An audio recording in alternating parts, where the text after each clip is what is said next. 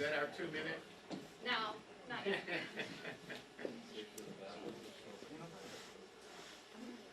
Probably is. I think so.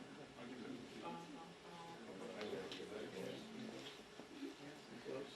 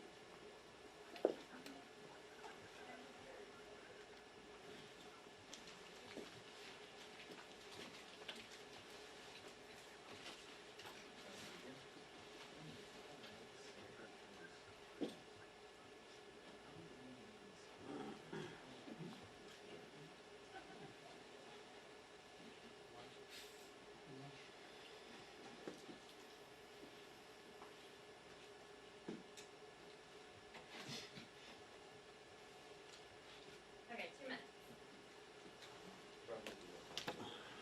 I told you.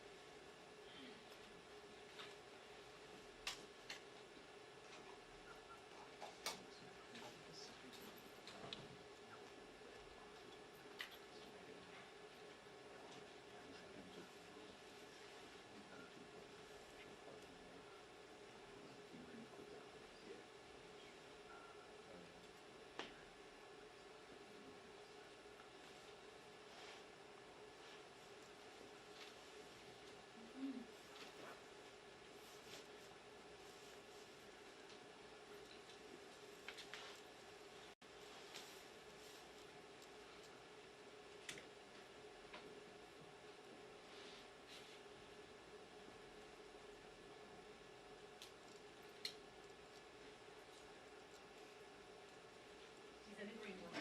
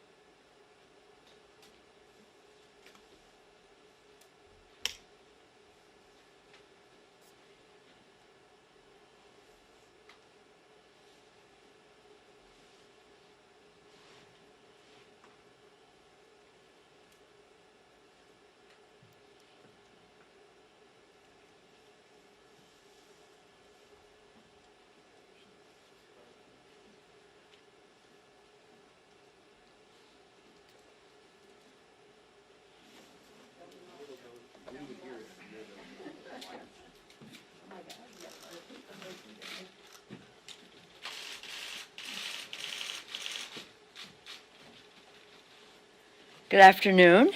Thank you for being here. As you all know, according to the President's statement this morning, last night America delivered justice to the leader of ISIS and struck a serious blow to the terrorist group. Our entire nation is grateful for the patriotism of our military, personnel, and intelligence community. It was a successful strike. Strike was a strong step toward the fight against ISIS, but the death of this ISIS leader does not mean the death of ISIS. Congress remains ironclad in our commitment to our national security, and we will continue to work closely with the administration to defeat this terrorist state and keep America and our allies safe. Today, we are having previously scheduled classified briefing by the cabinet officers. At the beginning of that briefing, I have been told that we will have a briefing from Secretary Austin about the strike of last night. But it's so sad because this leader of the ISIS, maybe it's what they believe or whatever, but he decided that he would blow himself up and his children and his family with him as well. That's what happened last night. This week, it's a very happy week for us because that Competes Act is on the floor. It's a momentous one for the future of America's workers and the economy. And as the House passes the Competes Act, ensuring our nation is preeminent in manufacturing, in innovation, and in economic strength. It's about research. I want to salute our chair of the Science, Space, and Technology Committee, Madam Chair Eddie Bernice Johnson, for the great work that she has done largely in a bipartisan way. I don't know if the votes will reflect that, but the bills that came out of her committee, as well as some of which passed on the floor, passed in a strong bipartisan way. Here's what we get here. We have always been a beacon of excellence in science and engineering and innovation in the world. And we invested in education and innovation and the rest. Then other countries copied our path, and they emerged as well. So we have competition now. Some of them, one, the People's Republic of China, a country of concern, threatens our ability to be as preeminent as we want to be. The technologies we rely on today and the technologies in the future must be made here in America. And this is what is happening in the Biden administration to make us more self-sufficient with American workers. It's an imperative for America's security and the financial security of America's workers and our families that we are self-sufficient. Competes meets this challenge, and I'm going to take the time to talk about Competes because it's a very, where is it? This is not the bill. This is just what we sent out about the bill. It's very intense. It's intensive. Competes meets this challenge first by investing $52 billion to support the manufacture of chips and semiconductors. Do you know how many chips are in an electric car? 2,000. Non-electric car, 1,000. But the absence of chips is hindering our manufacturing of cars. We need more chips, and we need them to be made in America. They are the lifeblood of modern technology, but are increasingly being made abroad, again, sometimes in countries of concern, leaving us vulnerable on supply chain issues. And that makes cost higher, and it contributes to inflation. We are bringing production back. So that's $52 billion, chips, semiconductors. Secondly, the CHIPS Act invests $45 billion to support manufacture and acquisition of critical goods or industrial equipment essential for our national security. And I'm going to read you this from here and hope that you would read this. It authorizes $45 billion for grants, loans, and loan guarantees to support supply chain resilience and manufacturing of critical goods, industrial equipment, as I say, and manufacturing technology. This is how it relates to our economy and our families. Supports the manufacturing or equipment acquisition of critical goods or industrial equipment that are essential for the national security and economic vitality. critical goods include key components and products for public health, biological preparedness, information and communications technologies, energy and transportation sector industrial base, and agricultural commodities and food product supply chains. This is a magnificent piece of work, and I'm very eager. I'm very proud of the support it has had, as I said, in a bipartisan way. I don't know if that would be in the votes. So I told you something about that. I can talk more about it if you want. But we must continue to reduce our dependence on goods made in other countries, especially countries of concern, and bring production back home. Said one was the 52 billion for chips. The second was 45 billion for the supply chain. Third, and this is not about money, but with the bipartisan bills that are contained in this, we are advancing U.S. scientific research and innovation excellence to ensure that we lead the technologies of the future. And fourth, we're positioning U.S. interest and values to win on the world stage, holding the People's Republic of China accountable for using slave labor, which is a human rights issue and hurts U.S. workers. Okay, so again, more American goods made here at home lowers costs and strengthens supply chains for America, ensures that America, not the People's Republic of China, writes the rules of the road for the 21st century. Speaking of the People's Republic of China, before I came here, and that's why I'm a few minutes late, I testified at and then listened to the testimony at the Congressional Executive Commission on China hearing. Tomorrow, the Olympic Games begin in China, and we heard from voices of the oppressed who spoke out on human rights violations being perpetrated by the host nation.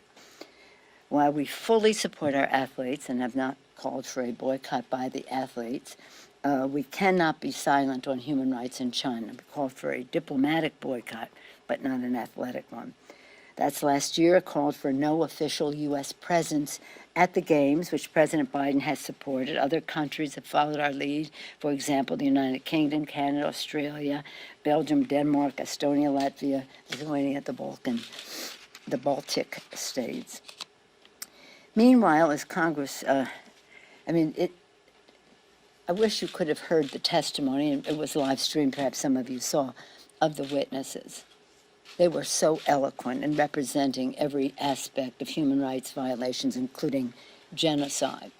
But what's important to note and how it relates to the economy is that when you talk about the Uyghurs and the camps that these people are sent to and the rest, when we talk about genocide, that would be enough justification to oppose what the PRC is doing, but it's not the only reason. What it does is say to American workers, you must compete with slave labor. And they were very eloquent in presenting how pervasive the cotton made in the Uyghur camps and the rest is not only as a resource to perhaps U.S. manufacturers, but others as well. So this is not just a human rights issue, it's an unfair trade issue as well. Again, we are, of course, the subject at hand is the omnibus bill that Rosa DeLauro is brilliantly taking the lead on, setting us for a strong omnibus to address critical priorities for the American people. Right now, we are going back and forth with authors between the Democrats and Republicans, and we're hoping to reach a deal on a top line very soon on that. I know that's an issue that you're concerned about because that relates to schedule. And speaking of schedule, I am very proud that on schedule we have, our goal was to reach 1,000 infrastructure events. We're nearly 1,300 infrastructure. I think it's 1,271 infrastructure events so far around the country. Again, about bridges and roads and water supply, getting the lead out, broadband, issues that relate to safety on our streets, even some relationship to addressing the climate crisis. As we spread the word of our victories for the Democrats, we remain hard at work to help to pass BBB as well as voting rights. One connection between infrastructure and omnibus is that some of the money in the infrastructure bill cannot be freed up until we pass the omnibus bill. So for these and other reasons, to meet the needs of the people, to show that Democrats deliver for the people, and we want to do so in a strong bipartisan way, we have to get that. We're hoping to get that done as soon as possible in terms of the infrastructure bill. The omnibus bill. Any questions? Madam Speaker, a new Instagram account called Dear White Staffers has been collecting troubling Excuse me, can we, if you got something extraneous, I'm happy to get to it, but let's talk, we're trying to keep government open, we're trying to be preeminent in the world, and I'm happy to come back to that. Any questions on what we're doing here? Jake, what do you got? What do you have? I'm wondering about sanctions, Russia sanctions. Yeah. Where do you land? Are you in favor of preemptive sanctions? What is your general thinking at the moment? You have two bills, a bill in the Senate, the Menendez bill, and then in the House, Mr. Meeks's bill from his committee. They're on a similar path. There are those, someone on the Republican side who would like to have the preemptive, have these sanctions first. Where I come down, and in keeping with the guidance from my committee chair, Mr. Meeks, and the administration, I think it's really important for us to use the sanctions if the Russians strike.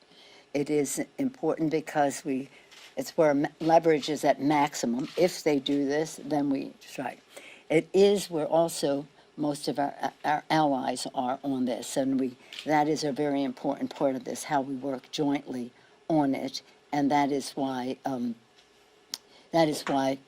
I support using sanctions if they invade. And how about, like, how drastic do you want sanctions to be if they invade? I mean, are you in favor of kicking them out of the SWIFT financial system? I mean, what do you see? Well, the committee, I think they have to be very much more forceful than they have been, because we're talking about an invasion of a country. We're talking about NATO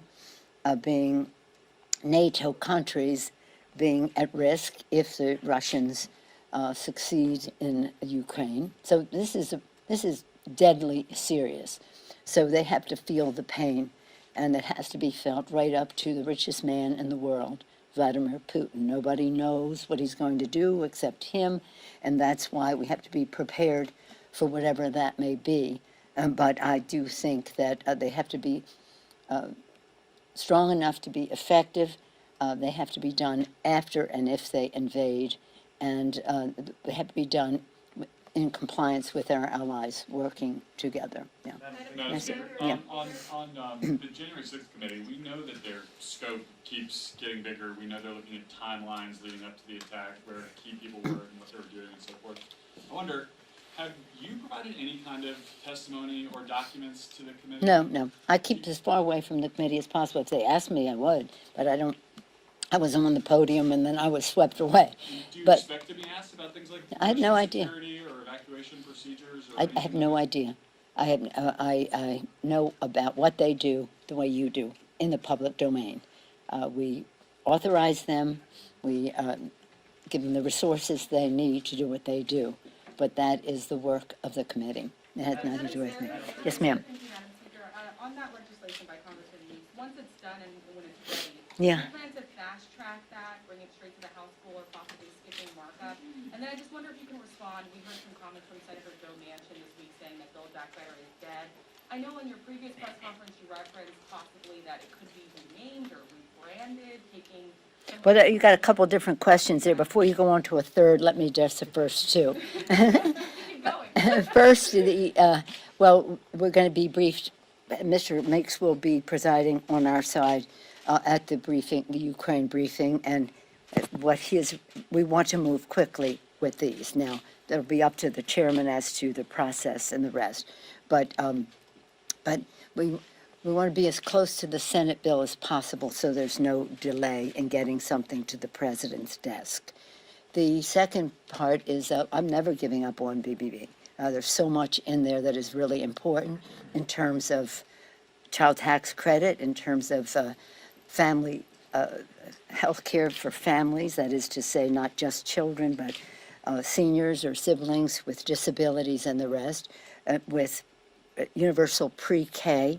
This is it's about lowering cost for the American people, lowering the cost of health care, lowering the cost of child care, lowering the cost of family care, lowering the cost of education at the pre-K level, and we must get something done. And of course, a very important part of it is what we're doing about the climate crisis. And there are plenty of things in there where I think that we can find common ground. So I'm not giving up on the PPP. Potentially, I know you mentioned it could possibly remain. What that's incidental. I mean, what's important is what's in the legislation. Lowers cost, increases pay, and is completely paid for. So one other thing about it is when we talk about inflation and people say, oh, you're spending money on this or that, this is completely paid for. Not only is it paid for, it will, in fact, reduce the national debt because it is, we raise so much more money because we thought we were going to do so much more. So I'm very, we cannot abandon it. We must proceed. Yeah. Yes, ma'am. Madam Speaker, just continuing on Ukraine, I know we have the briefing coming up shortly. Do you have any knowledge or concern about reports that Russia could create some type of false pretext to attack? It appears U.S. officials may have evidence for that. Well, I don't want, we'll get our classified briefing and be more up to date on it, but the fact is there are troops amassed at the eastern border of Ukraine. Whether it is imminent or not, we have to be ready for it whenever it is. And again, we have concerns that we share with other NATO countries in the region. So we have to be prepared. What we hear is no one but the man himself knows what he's going to do. And I'm very pleased that our Secretary of State has engaged in diplomacy, because diplomacy deterrence is what we want to see succeed. Diplomacy deterrence. The Secretary Blinken has been forceful in that engagement, but that engagement also, in order to be good peacemakers, you have to show that you can be a good fighter, I always say. So we'll see. But in terms of their intention, I have nothing to share with you about the intelligence on that here. Yeah. What do you got? So, follow up on Ukraine and Russia here. Obviously, No. last summer, the House Then I'll take you now. approved to revoke the AUMFs from 01 and 02 here. 02. Yeah. But there has been some concern by progressives in the House, Barbara Lee, who was the only one who voted against the Afghanistan resolution, and one said we should lean on diplomacy first. Are you concerned about the military moving these troops, even though they're not going to have boots on the ground, and what the concerns are about members of your caucus who say, we just repealed these AUMFs, what is Congress's role as pertains to war powers to be involved in moving these troops forward in Europe? Well, you have a multifaceted question, but the fact is we have to do a new AUMF, authorization for the use of military force. What is there is stale, old, and we have to do it. It's challenging because you have to decide on many things. The authorization for what? What is the purpose? What is the scope? What is the timetable? And what is the geography? And that's why we haven't had another one since, because we have to come to agreement on that. Would it pertain to something like this, what we're seeing right now in Eastern Europe? To moving those troops? I don't think so, no. Well, but why not? Well,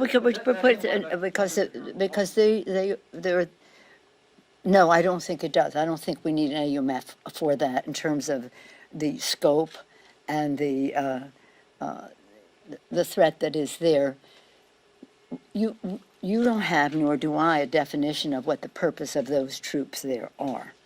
They are a confidence builder for our allies in the region, and they are, if need be, for where we go next, we'll make some judgment, but right now, just to move those troops, no. Your question. Madam Speaker, do you support staffer attempts to unionize here in Congress? Well, we just unionized at the DCCC, and I supported that. Yeah, I supported that. I have a question about so I'm wondering, in the bill, the Competes Act, it actually, it tries to increase cooperation with China to address climate change. So I'm just wondering, how can you ensure that while increasing that cooperation, you can also be sure that the Chinese Communist Party is taking the sanctions in Xinjiang seriously and not try to get around those sanctions? Well, we are very serious about the Uyghur legislation that we passed in a bipartisan way. Senator Rubio and Chris Smith on the Republican side, Senate and House, Jim McGovern, Congresswoman Wexton, Senator Merkley, and others. This has been bipartisan and bicameral. So nobody should be misunderstand how serious we are about that. When we pass the appropriations bill, we'll have the funding to fund our follow-up on checking on what companies might be using products coming from prison labor camps, making our workers compete with prison labor. The Chinese, we certainly, I've taken second place to no one in this Congress in my criticism of China for over 30 years, since Tiananmen Square, when I first came to Congress. And I fought them every step of the way on trade issues, on human rights issues, and on proliferation of weaponry and delivery systems over the years. I also have worked with them on issues that relate to climate. I've been to China on that very subject, where we have seen what they have been doing. They deserve credit for many of the things they were doing in terms of climate, but they still remain a major emitter, as do we, and we all have to do better, but we have made our decisions. It's in their interest. It's in their interest because they have a pollution problem that is a health issue there, and that becomes a political issue as well as an economic issue. So again, we cannot say, because we hope you'll do something on climate, that we can ignore the fact that you're committing genocide of a population in your country. That's just not going to happen. And I said, and I'll close with this, and that is that I've said it all the time. In fact, I've said it in Dharamsala with His Holiness the Dalai Lama standing right next to me. If we ignore human rights abuses in China because of commercial interest, then we lose all moral authority to talk about human rights any place in the world. What does it profit a person or a country to gain commercially and suffer the loss of its soul? We cannot do that. So again, let's have a balance in all of it. Recognize we share this planet, that we hope that we can work together with them diplomatically on climate where we have common ground, but we will not and cannot. They say, the Chinese, they say, and torturers generally say, the most sinister form of torture to a prisoner of conscience is that they say to them, nobody cares. They don't even remember you. They don't even know you're in jail or why. So why don't you just give it up? Well, we do everything we can to make sure that they know that we are publicizing these names, as we did this morning, once again, not only us, but the witnesses who came reading the names of others. So again, what the Chinese are doing to these people and their families, if their families, for example, testify that their loved one is being imprisoned endlessly for practically nothing, that's an act of cowardice on the part of the Chinese government to take it out on the children and families. And these Uyghurs, they send these people to these camps and then they take their children. I mean, this is diabolical. It's diabolical. So again, for over 30 years, I've been making that fight. But that doesn't mean that we shouldn't be. We work together on the Iran nuclear agreement. We can work together on climate issues. We can try to find common ground where we can. But that does not negate our commitment to our values. Thank you all very much. Thank you. What happened to your 49ers? Oh, don't break my heart. Don't break my heart. Congratulate me on my I thought he Bengals. should have taken the sack.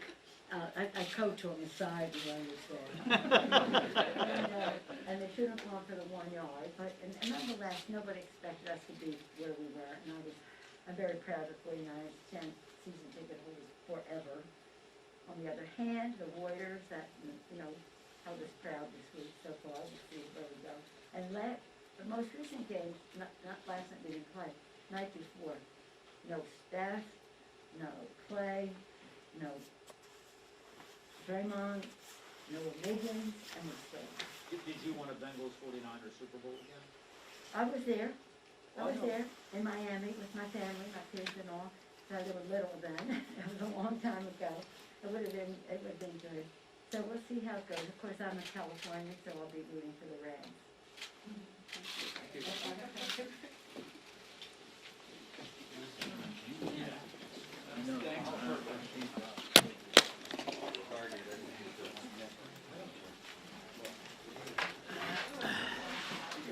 Yeah, no, I